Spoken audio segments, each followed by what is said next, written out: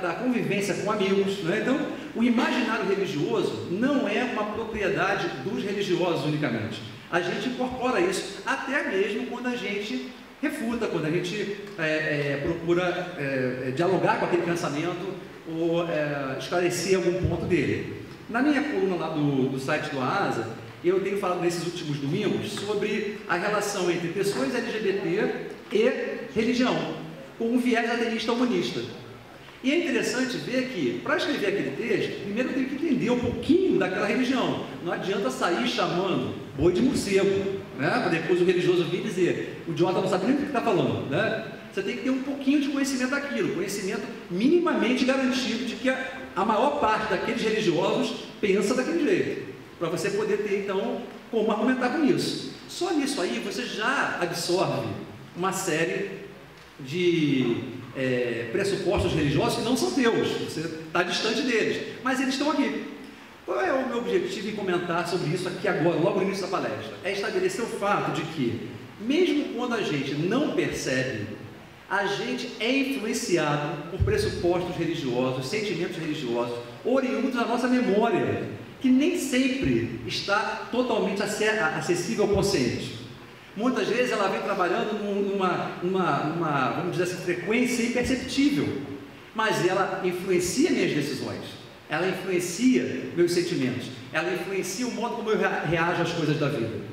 Um exemplo clássico, aquela história, o cara é ateu enquanto não fica doente, porque o religioso está acusando esse ateu de que em algum momento, quando ele ficar doente, pode ser que aquela influência religiosa que ele recebeu algum dia na vida retorne com toda a força no desespero e de repente ele diga, ai meu Deus, me ajuda, né? E é engraçado que de vez em quando eu falo, ai meu Deus, ai minha Virgem Maria, eu não estou nem pensando neles, né? Isso por quê? Porque está aqui na cabeça da gente, vem automaticamente, porque falar cacete, falar em Deus, você falar saci pererê, falar meu Deus, porque foi isso que o tempo todo, ao longo da vida, eu fui condicionado a ouvir e a repetir, né? Então pode vir sem nem significado mais profundo. O problema é quando o significado mais profundo está lá e eu não percebo, porque aí ele se assenhoreia de mim, né? E eu acabo agindo como um religioso em muitos aspectos, apesar do meu ateísmo. E aí são várias situações, mas ainda falando sobre essa memória, para depois falar das situações, queria dar alguns exemplos. Você, de repente, amou alguém, uma mulher ou um homem, muito intensamente. Vocês ficaram juntos há algum tempo, e havia um perfume específico que essa mulher ou esse homem usava. Você sabia até o nome do perfume, talvez nem saiba, né? Quando você sente aquele cheiro de novo, em algum lugar, mesmo sem perceber, a memória daquele amor que ficou lá dentro da tua cabeça, volta. Às vezes não volta a imagem dele ou dela, mas um sentimento de repente toma você. Ai, me dá uma nostalgia agora. Ai, me dá uma tristeza. Não sei, o que está faltando? Estou sentindo falta de alguma coisa, não sei o quê. E muitas vezes essa memória trabalhando lá, né? A gente associa cheiros, por exemplo, como eu falei agora, sabores, né? O tipo de tempero que a vovó usava. Quando alguém por acaso usa o mesmo tempero, você, caramba, essa comida parece a comida da minha avó.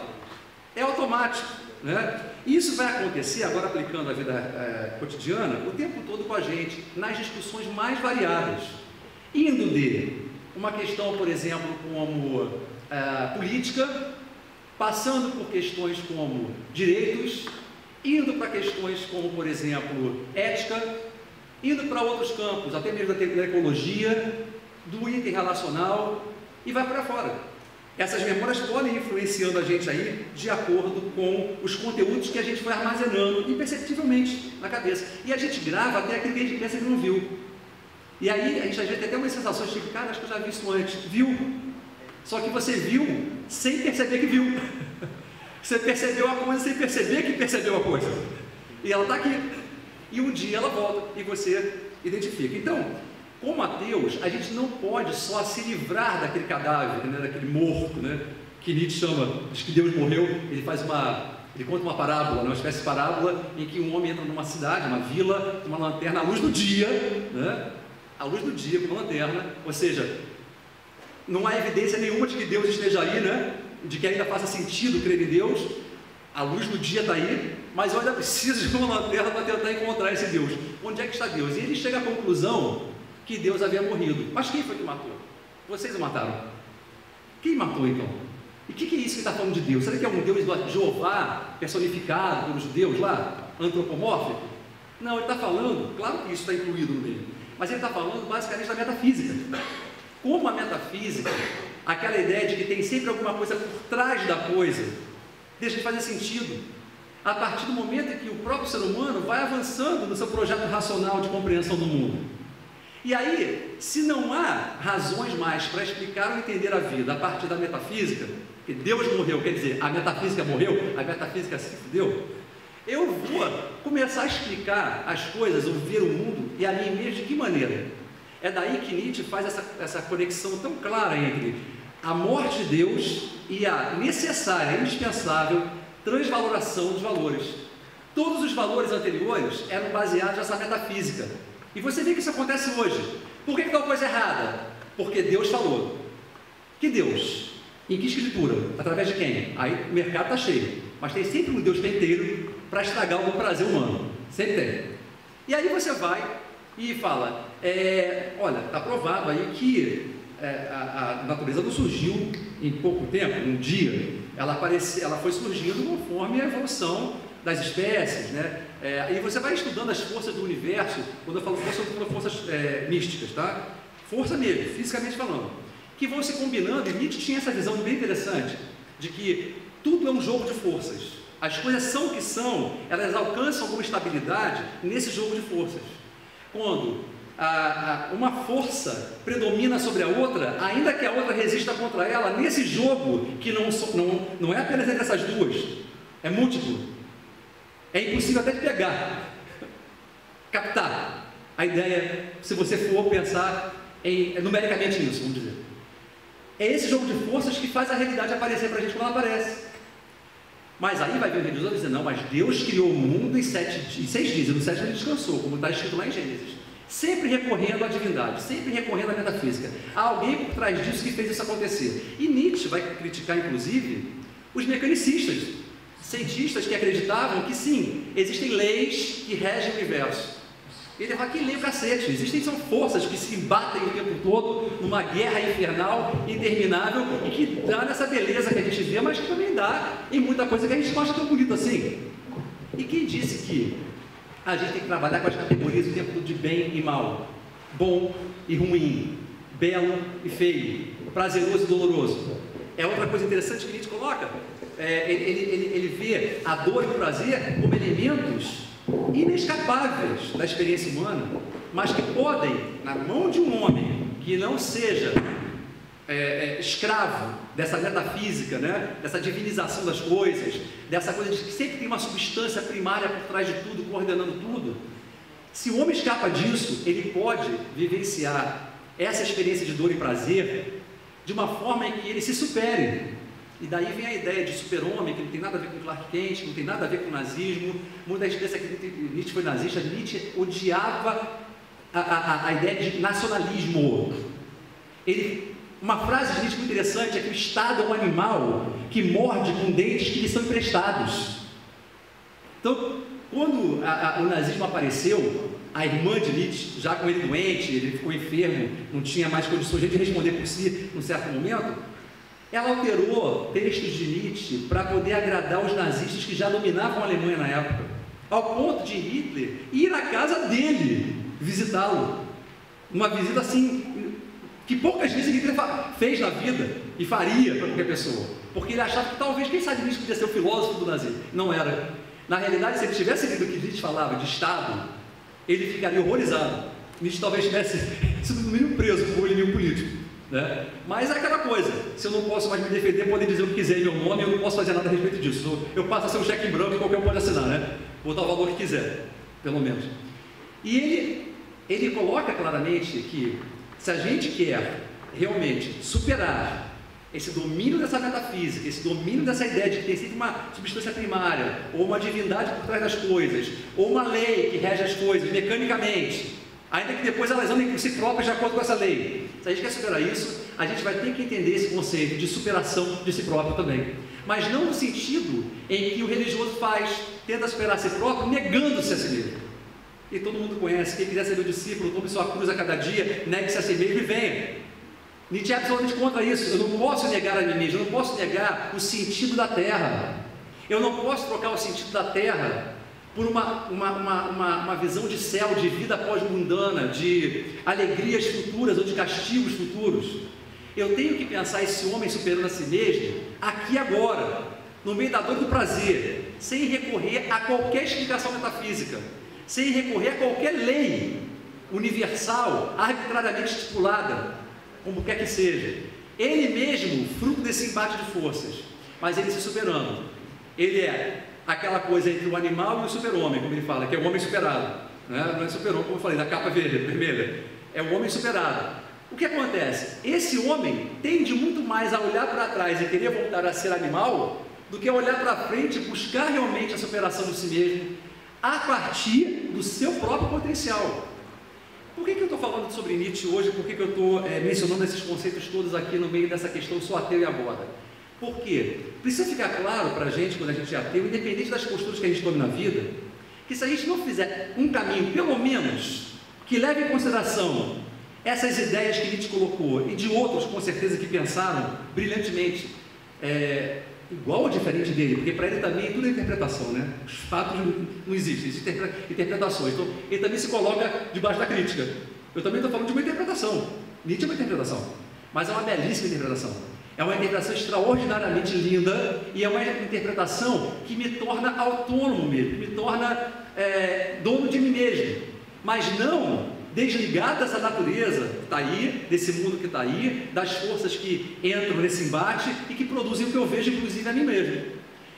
A gente tem uma noção de eu, de sujeito e tal, e ele coloca muito claramente isso, que isso é uma projeção do corpo. Tem uma situação que ele fala que um homem, uma espécie de trapezista, né?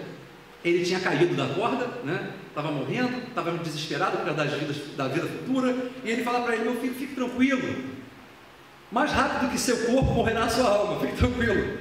Porque para Nietzsche, a alma não é uma coisa fora do corpo, ou que está no corpo e é diferente do corpo, que pode de repente, se o corpo morrer, sair por aí passeando, quem sabe, digitar uma cartinha, né? Quem sabe aparecer para alguém de noite, né? Ou quem sabe ir para o purgatório, até ter a liberação final para ir para o céu, ou quem sabe ir direto para o céu, porque pela graça sois salvos, por meio da fé, isso não vem de vós, é dom de Deus, não vem das obras para que ninguém se glorie, vai para o céu uma vez, já. Aí o que acontece? E o que acontece? Nietzsche vira e fala para ele: não existe isso, não há castigos eternos, não há recompensa eterna, tua alma vai morrer mais rápido do que o teu corpo. É isso. Corpo e alma são a mesma coisa. Alma é a produção do corpo, razão é a produção do corpo, a inteligência é a produção do corpo, o eu, o sujeito é a produção do corpo, a gente é o corpo. E esse é o sentido do corpo, esse é o sentido da Terra. E eu posso, a partir disso, construir muita coisa. Não vou entrar em todas elas, porque eu só tinha 5 minutos, agora eu tenho 2, eu acho. Mas eu posso construir ética, política, ecologia, relacionamentos como é que eu posso colocar? Interpessoais, sexualidade, tudo construindo isso a partir do sentido da Terra e da afirmação do corpo e da vida, não da negação deles. Então, você é ateu, e agora não acabou não. Sinto dizer-lhe que a sua desconversão não é o final de nada, é o começo de uma jornada que não vai acabar nunca. Pode ser uma espiral para cima, no sentido, vamos dizer assim, de elevação própria, mas não na direção do céu, na direção desse sentido da Terra, que reafirma a vida, que reafirma a potência, que reafirma o poder de não só continuar existindo, mas de agregar para si tudo que possa fortalecer, expandir e superar. Então, quando você entrar em alguma discussão e perceber que as pessoas estão tradicionais demais, estão conservadoras demais, esse papo está muito carola, desconfie. A tradição nada mais é do que muitas vezes o erro, o engano sacralizado, né? E isso Nietzsche descia o couro em cima, e como eu gosto disso. Então essa é a minha fala agora para começar, e passo a vocês então a oportunidade de perguntar ou de interagir. Foi rápido, porque o tempo é rápido, meio curto, e a gente começou um pouquinho mais tarde, mas a gente já tem aí uma meia hora, eu acho, né? Para trocar, então vamos lá. Então primeiro eu quero agradecer, né? Eu não fiz a apresentação do Sérgio. Sérgio Viúla, ele é ateu, ex-pastor de uma igreja batista, né? Ativista, tanto ateísta das causas ateístas quanto da causa LGBTI nas horas vagas. E ele também, além de ser membro da ARC, ele também é o nosso colunista, né? Para quem não conhece o site da ASA, a ASA é a abreviação de Ateus e Agnósticos, Sociedade Ateísta, um dos grupos nossos do Facebook, e a gente está cada vez mais tornando físico, né? Que o AUSA, que é o grupo que a gente está ajudando a organizar, nada mais é do que uma extensão desse grupo virtual, e a gente espera cada vez mais tornar isso físico. Nesse momento a gente vai... O microfone já está ligado aí? Tem alguém que tem alguma dúvida, que queira falar, compartilhar alguma coisa sobre o que o Sérgio falou? Pode ir, fala seu... Aí eu vou pedir para você falar o seu nome, se você faz a universidade, aonde que é, você já fez, um pouquinho de você e a pergunta. Bom dia, meu nome é Fábio, eu faço rural, só que eu faço rural em Nova Iguaçu, eu faço geografia. Legal. Minha pergunta é... Terra, coisa boa, geografia. Não é teologia, isso não é teologia, é geografia. Mas eu gosto muito de ciências também, eu fiz física uma época também. Mas é fantástico. É sobre o Nietzsche, né? Você falou do Nietzsche pra caramba, eu gosto muito do Nietzsche também. Mas o Nietzsche também criticou muito a ciência naquele livro dele, A Gaia da Ciência. Sim. E aí a ciência hoje é uma grande evidência, um grande suporte para nós, pelo menos para mim, ateu também. Uhum. E como você vê isso? Nietzsche falando que a ciência seria uma espécie de, talvez, dogma das futuras Deus, talvez assim, a forma dele interpretado e tal. Como é que você vê isso, você sendo um clássico nietzschiano? Aparentemente é. Gosto muito. Vale. Fábio, né, Fábio?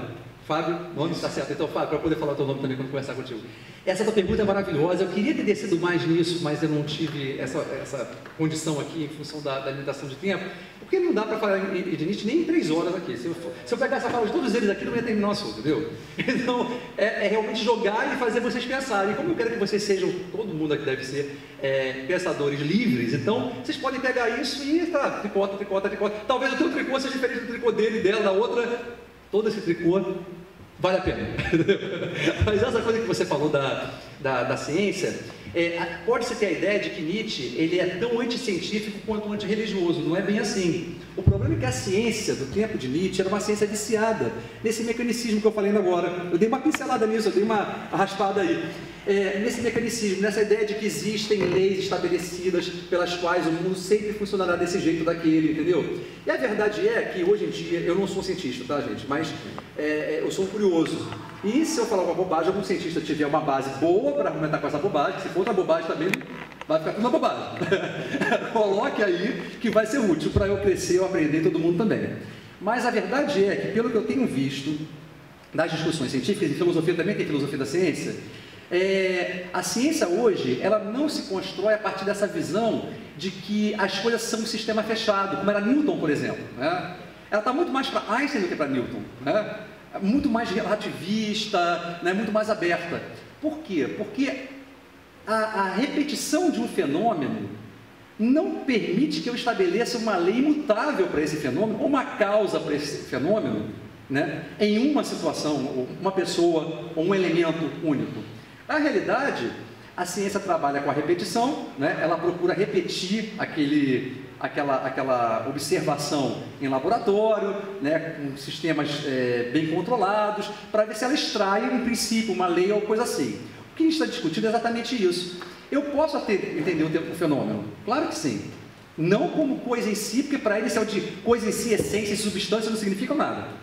Mas está ali como fenômeno. Vai ser sempre uma interpretação, sempre. Por mais exata que ela possa parecer, ela é uma interpretação, porque entre o objeto e o sujeito que observa o objeto, tem uma série de coisas. Tem o conhecimento que esse sujeito já tem previamente, os pressupostos de onde ele parte para observar aquilo ali, os mecanismos que ele usa, as ferramentas para observar. Então, por exemplo, um cientista que hoje tem um telescópio poderosíssimo, que consegue ver anos e anos-luz daqui, ele está em muito mais vantagem do que um astrônomo que fazia isso, sei lá, há 100 anos atrás, Galileu, por exemplo, entendeu? Então, quando Galileu diz uma coisa, por mais que ela possa até estar correta, essa correção não inclui todos os detalhes, as riquezas de informação que o outro lá, 200 anos depois, sei lá, com um telescópio poderosíssimo, vai conseguir ver. Mas ainda é apenas um telescópio. Ainda é um que daqui a 1000 anos vai ser lupa. Entendeu? Então, sempre vai ser interpretação. Agora, eu prefiro a interpretação do cientista que procura observar com critério, pensar racionalmente, repetir o máximo possível aquela experiência, depreender algum tipo de princípio ou lei, ainda que essa lei não seja lá essa garantia toda, para poder lidar com o mundo, do que o religioso que diz assim para mim: você está com câncer? Fala com Deus que ele cura. Eu prefiro 1000 vezes aquele cara que estudou radioterapia, quimioterapia, mas eu sei que vai ter gente que vai usar radioterapia e o câncer, e o mesmo câncer no outro vai usar radioterapia e não vai embora tão facilmente assim. Há talvez outros fatores que a gente não conheça, há talvez outras relações ali acontecendo, e os corpos são diferentes. Quem colocou na cabeça da gente que os corpos são iguais? Não existe corpo igual, meu corpo não é igual hoje ao que foi ontem. Quanto mais o meu colega do lado, não há corpos iguais. A ideia de que um remédio é bom para todo mundo é outra falácia. Não é boa para todo mundo. Paracetamol não tem problema. Só faz mal se você tomar Novalgina, porque se você tiver dengue, você pode morrer. Aí o cara toma paracetamol e não sabe que problema isso pode causar no corpo dele, que para um outro, de repente, não faz mal nenhum. Por exemplo, vou dar uma coisa besta. Se eu tenho um fígado 100%, paracetamol em pequenas doses em pouco tempo, não faz mal nenhum. Se eu estou com o fígado baleado, paracetamol é veneno. Entendeu? É a chamada biologia mecanicista, né? Acho que nós somos como se fosse um reloginho lá. Exato. E todo mundo é o mesmo mecanismo. Exatamente, é isso que Nietzsche está combatendo, entendeu? Ele não está sendo contra o conhecimento racional, bem embasado, empiricamente observado, mas ele está dizendo sempre o seguinte: sejam humildes, o sentido da Terra é maior do que vocês pensam, e o corpo de vocês não é essa coisinha besta que disseram que fizeram com barrinho. Anda, Adão. Não. Obrigado. Mais alguém com que seria de mim se não fosse as ervas, né? Olha só. Nenhum macho aqui pensou nisso, né? Obrigado. Mais alguém tem alguma dúvida aqui? Tá respondido. Perguntar. Valeu. Claro que eu não esgotei, tá? Mas é um caminho para seguir. Só vamos tentar reduzir um pouco, senão... Mas você me para quando terminar meu tempo, tá? Ó, quando meu tempo acabar, gente... Ele está contando de novo já pra gente, de novo. Tesoura. Bom dia, gente. Meu nome é Paulo Alberto, né? Eu sou ateu desde criancinha e trabalho na Petrobras, né? Queria parabenizar pessoalmente pela sua palestra. Obrigado, porque Paulo. Foi sensacional. Obrigado. Eu quase chorei aqui de tão Poxa, bonito que foi. Poxa, cara, esse cara é muito inteligente, cara. Eu estou me sentindo honrado, não estou fazendo puxação de saco, não. Ele é muito inteligente. O Paulo é um cientista. Ouvir isso de você, para mim, é uma honra. Obrigado. Não, foi mesmo. Estou até arrepiado aqui até agora. Eu vinha para tremendo. Você não imagina como eu estava nervoso eu falar aquele povo. Foi Jesus. Glória a Deus. Estou brincando, né? Eu tinha preparado uma pergunta para você, mas visto que ele fez essa pergunta... Pode fazer. Eu vou acabar fazendo duas coisas em uma só. Né? Sim. A primeira, a sua palestra, ela tem um tema excelente, né? Porque tem muita gente que não percebe que o ateísmo é uma conclusão, né? Isso. E é perfeito aquilo que você colocou. Olha, ateísmo, você chegou a ser ateu, você é apenas o começo. Isso aí. Daí para frente, tem muita coisa para ser trabalhada ainda. E aquela analogia que você fez, uma vez que a gente estava conversando, que foi excelente, né? Que você esvaziou o copo do indivíduo. Agora a gente vai encher com o quê, né? Exatamente, por aí mesmo. Então é um caminho muito grande. Então eu gostaria de ouvir um pouquinho mais sobre isso, mas eu vou aproveitar também para comentar em cima da pergunta dele sobre a questão da ciência, né? Quando você... Eu não conheço profundamente Nietzsche, né? Eu sou conhecimento raso sobre Nietzsche.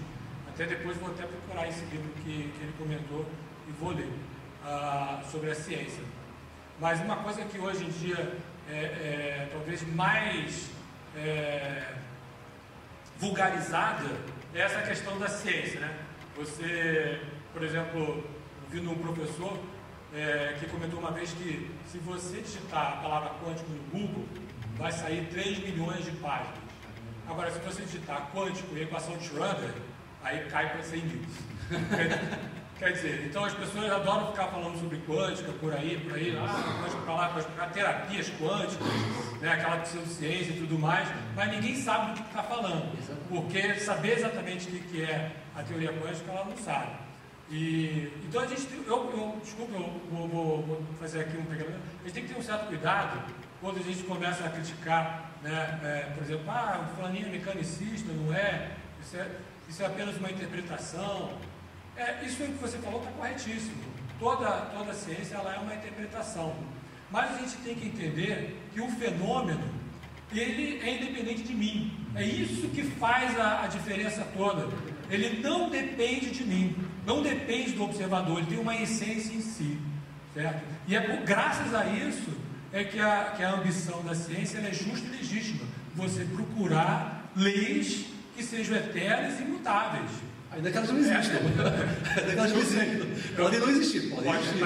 Mas essa busca leva a algum lugar. Ela é justa. Foi assim que a gente chegou a tudo isso que a gente tem aqui hoje, né? Então, basicamente isso que eu gostaria de dizer. Que é uma busca justa e legítima. É lógico que a gente pode estar sofrendo, como você comentou, de ser um Peru individualista, né? Como os filósofos costumam comentar, né? Que o Peru é alimentado 365 dias do ano, né? Aí na véspera do Natal ele espera que vai ser alimentado também, né? E na verdade é morto, né? Então será que a gente pode estar cometendo isso? Pode, claro. A ciência ela sempre tem uma porta aberta para a gente poder questionar. É isso que faz a diferença de tudo, das pessoas que estão aqui, do resto que está ali fora. É você, né, aceitar a dúvida. A dúvida é o motor da ciência. Sem dúvida, a ciência não vai para frente. Eu queria comentar sobre isso daí que você está falando, que uma das questões que sempre levanto na dicotomia, né, religião-ciência, quando tentam dizer que a gente usa a ciência como Deus. Eu falo assim, mas a ciência ela permite se errar. É a minha conclusão, exatamente o que eu queria falar, exatamente onde eu queria chegar. Então, para não estender muito, só finalizar, dizer o seguinte: olha, essa crítica que faz a ciência de que ela é um Deus, ou que existe um cientificismo, qualquer coisa assim, isso é balé, é bobagem. Bom, a questão que o Paulo colocou é interessante, eu quero só dar um arremate, mas acho que está muito claro, está muito bem colocada. Essa coisa da ciência ser um sistema autocorrigível é importante, é um sistema aberto. Mas por que é um sistema aberto? Porque se entende que é uma interpretação bem informada e bem pensada, bem construída, e por ser uma interpretação pode ser questionada, desde que uma nova interpretação ou uma extensão daquela interpretação, de repente caminhando numa direção diferente, possa dar motivos para rever aquilo. As rupturas que acontecem, né, ao longo do desenvolvimento científico, que não é linear, como a gente pensa o tempo todo, elas são fruto exatamente disso, de que o cientista, ainda que não assuma que é um intérprete, né, bem informado, né, que procura repetir a experiência, observar as relações, depreender, né, talvez leis e regras ali, ele está interpretando, e é por isso que ele está aberto a ser corrigido pela comunidade científica. Agora, mas não é porque o cientista simplesmente, eu não gostei de você não, sou da comunidade científica, sou contra. Não é opinião. Eu vou ter que levantar alguma coisa que demonstre que aquele sistema ali, colocado, não se sustenta ou tem alguma falha. Nem sempre você joga o bebê todo fora, com a água do banho não, a ciência não faz isso. Ela vai lá e adapta, corrige, e é assim que a gente já chegou a outros planetas, é assim que a gente já conseguiu ver coisas invisíveis a olho nu, e até sob equipamentos poderosíssimos, eram invisíveis há tempos atrás, hoje em dia não são. A gente consegue pensar partículas que não podem nem ser vistas, você só consegue ver um efeito assim, né, da passagem dela, mas tudo isso está aberto à correção, porque o próprio cientista tem que partir do princípio, você estava caindo, de que ele é o intérprete da realidade, do que a gente chama de realidade, né? O religioso não, ele é um homem que tem uma mensagem final de Deus, e qualquer coisa fora disso é heresia. Na ciência não tem heresia, na ciência pode ter estupidez, eu posso falar bobagem, mas estupidez, você vai falar, que idiota, que asno, ele teria ganho disso e ficasse calado, mas ninguém vai dizer o herege. Como é que fala isso contra o nosso padroeiro, Newton, ou Einstein, ou outro qualquer, Turing? Então, nem a filosofia, nem a ciência, nem a religião podem se gabar de ser palavra final sobre coisa alguma pronta e terminada. Das três, a ciência, sem dúvida, chegou a um ponto, hoje em dia, que ela consegue se colocar no lugar da mais, vamos dizer assim, baseada no racionalismo e no empirismo, a mistura dos dois, entendeu? Agora, a filosofia tem o seu lugar no sentido de que ela pode questionar tudo isso e apontar caminhos interessantes para fazer diferente, né? Agora, tem filósofo que é tão ruim quanto o religioso, e Nietzsche quebrava o pau com eles. Nietzsche não era o maior inimigo dos cientistas, não, era o maior inimigo dos filósofos. e dos religiosos. Descia o pau, não tinha jeito, era martelo, entendeu? Por causa disso, estava tudo contaminado. A arte, a ciência, a filosofia, a ética, a política, tudo estava debaixo das asas dessa grande galinha chamada religião. E Nietzsche vem espantar a galinha e dizer: olha só, vocês não precisam de galinha, vocês são pintinhos. Cresçam e sejam galinhas. Cuidado com a galinhagem também, para não fazer mal.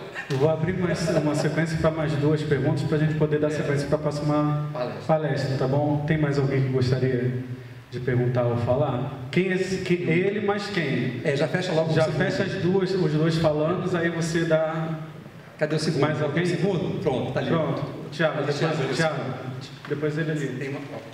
Isso. Aí já vai na sequência, tá? Bom, Sérgio, bom dia a todos. Eu sou Lúcio, faço psicologia na Estácio. Sou ateu há uns 3 ou 4 anos. Ateu mesmo, mas sempre tive um posicionamento mais cético, né? Queria te perguntar o seguinte: como você viria, por exemplo, Nietzsche, ele já dizia lá no século XIX que Deus estaria morto. Inclusive, as pessoas têm até uma ideia do que ele queria dizer. Na verdade, esse Deus estaria morto seria dentro da pessoa. A religiosidade já não era mais a mesma, já na época dele.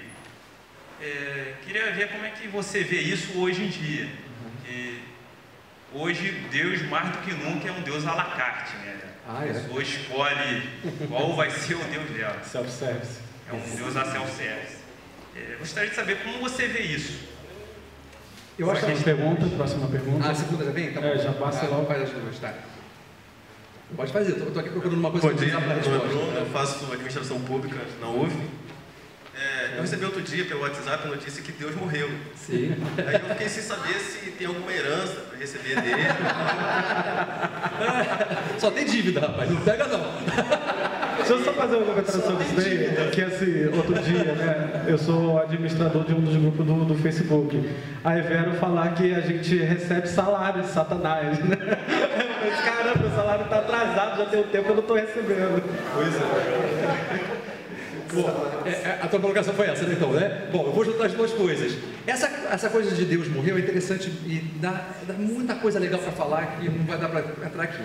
Só que quando a gente fala de Deus morreu, a gente está pensando principalmente no niilismo. Nietzsche e ateus em geral são acusados de niilismo. O que é niilismo? A ideia de que tudo se nadifica. Tudo, no final das contas, é nada. São dois absolutos, né? E aí, então o que resta para fazer? Qual é o sentido da vida? Está aí a pergunta, sou ateu e agora? Faz parte da pergunta. Então, para responder a pergunta, eu vou ler do próprio Nietzsche o que ele fala sobre niilismo. Tá? Um pouquinho aqui. Então diz assim, ó: a moral invertida, como grande antídoto contra o niilismo prático e teorético, incorporou o conceito virtude e veracidade. Isso é uma fala minha, tá? Esta volta-se contra a moral. Essa ideia de veracidade, né, a virtude da veracidade, ela volta-se contra a moral. Se eu sou veraz, se eu sou honesto na minha fé, uma hora eu vou ter que ser honesto e dizer que eu estava enganado. Foi o que aconteceu comigo, e talvez com muitos de vocês aqui. Então diz, ela volta-se contra a moral, no fim das contas, descobre sua teleologia, que é a finalidade. Qual é a finalidade da fé? Ela descobre que tem uma finalidade, tem uma intencionalidade aí sim, de controle, de uma série de coisas. Seu fim e objetivo, né, que é a teleologia. Seu modo de considerar interessado, tem sempre um segundo interesse. E agora, com o entendimento à toa nessa mentira, encarnada muito, da qual se desespera de livrar-se como estimulante. Essa mentira baseada na fé, divindade, etc., é um estimulante para continuar, né, caminhando. E agora isso evapora. Aí vem Nietzsche, abre aspas. Este antagonismo, não valorizar o que conhecemos e não mais poder valorizar o que gostaríamos de nos impingir como mentira, resulta em um processo de dissolução. Essa é a antinomia. Enquanto acreditamos na moral, condenamos a existência. Aí vem a questão da moral baseada na metafísica, nessa divindade. Depois de milênios de descaminhos e confusão, tenho a felicidade de ter reencontrado o caminho que conduz a um sim e a um não. Ensino não a tudo que debilita, que esgota a religião entre elas. Digo não a isso. Ensino sim a tudo que fortalece, que acumula força, que justifica o sentimento de força. Não se ensinou até agora nem um nem outro. Tem-se ensinado virtude, abnegação, compaixão e mesmo negação da vida. Todos esses são valores esgotados. Eu adoraria falar mais sobre compaixão aqui, porque não significa não ser solidário não, tá? Pobreza, humildade e castidade, ideais perigosos, difamadores, mas como veremos em certos casos de doença, inclusive essa, um meio de salvação utilizável. Por exemplo, na época do Império Romano, sociedades que estão adoecidas tendem a ser muito religiosas e a valorizar demais isso: pobreza, humildade, castidade, vida eterna, abnegação. Todos os ideais são perigosos, todos os ideais são perigosos, pois eles rebaixam e estigmatizam o real. Não é o ideal, por exemplo, quero ficar sarado, vou para a academia, isso é meu ideal, não é isso não. É a ideia de que atrás do real tem uma coisa que não é parte dele, da qual esse real é uma espécie de retrato mal tirado. Platonismo, né? O sujeito é uma ficção, simplesmente não existe. O ego de que se fala quando se censura o egoísmo. Se eu falo contra o ego, quando eu discuto o egoísmo, eu tenho que entender que o ego é a projeção do corpo. E o egoísmo é só a conclusão disso. O corpo quer, o corpo deseja, o corpo precisa. Estou terminando já no final ali. Não autoconservação, como eu disse antes, mas sim apropriação, querer tornar-se senhor, tornar-se mais forte. E aí ele fala da teologia do escravo, né? Da filosofia do escravo, que é do cristianismo, né? Se algo acontece de tal modo e não de outra maneira, então não existe nisso nenhum princípio, nenhuma lei. Acabei de falar ainda agora. Isso aqui é Nietzsche falando, então não sou eu não. Nenhuma ordenação, e sim atuam efetivamente quantidades de força, cujo ser consiste no fato de exercer poder sobre outras quantidades de força. E aí o últimozinho aqui. A vida, como a forma do ser, que é mais também para nós, é especificamente uma vontade de acumulação de força. Todos os processos da vida têm aqui a sua alavanca, nada quer conservar-se, tudo deve ser somado, acumulado, tudo quer crescer, tudo quer se expandir. Cosmologia? Será que entra aqui? O universo sempre em expansão? Os planetas estão se afastando? E por causa de quê? Forças. Divinas? Metafísicas? Por trás do real alguma coisa a mais? Sentido da Terra. Simplesmente as coisas são assim. Então aqui eu termino dizendo que o fato de Deus ter morrido, né, na visão de Nietzsche, significa o seguinte: não há mais motivo para afirmar as coisas que a fé antes tomava como certa, porque a fé se esgota. A fé, fazendo o seu caminho, o caminho que lhe é próprio, chegou a um beco sem saída, uma aporia. A própria veracidade, conceito fundamental para a fé, tem que ser verdadeiro, tem que ser honesto, veraz. Veraz que o filho teu não pode dar, é outro veraz, né? É do verbo ver, tem nada a ver com o adjetivo veraz. Então, isso tudo, né, leva à morte da própria fé, leva à morte da metafísica, leva à morte de Deus, que é o representante disso tudo. Né? Eles pegam Deus como um elemento que representa tudo isso, porque é em cima da divindade que tudo isso é construído, já desde os tempos dos pré-socráticos. E Platão nunca se livrou disso de verdade. Estava lá o mundo ideal, o mundo real, o supremo bem. Aí vão lá os teólogos cristãos se apoderam disso. Aí vem Agostinho falando um monte de merda. Desculpa o termo, mas eu vou usar a palavra merda. A gente fica gravado, paciência. Fica à vontade. Agostinho falando um monte de merda. Tomás de Aquino falando um monte de merda. Anselmo falando um monte de merda. E era tanta merda que um dia Nietzsche falou: eu vou ser o cara que vou colocar fim nessa merda. E aí ele se arvorou como o arauto, né, de um novo pensamento. E ele cria um personagem chamado Zaratustra, né, para fazer uma espécie de terceiro evangelho. E ele está de fato tirando sarro com a religião nisso tudo, mas ao mesmo tempo falando coisas muito sérias ali, sobre religião, filosofia, política, vida. Né? Então, construamos uma ética baseada no homem. Tem coisa melhor do que o humanismo nesse caso? Para mim, até agora, não achei. Então, por enquanto, essa serve. Mas também a interpretação. Será que um dia a gente interpreta diferente e melhor? Talvez. Estou aberto. Não sou super-homem ainda. Sou homem em cima da corda entre o animal e o super-homem. Vou continuar andando. Obrigado.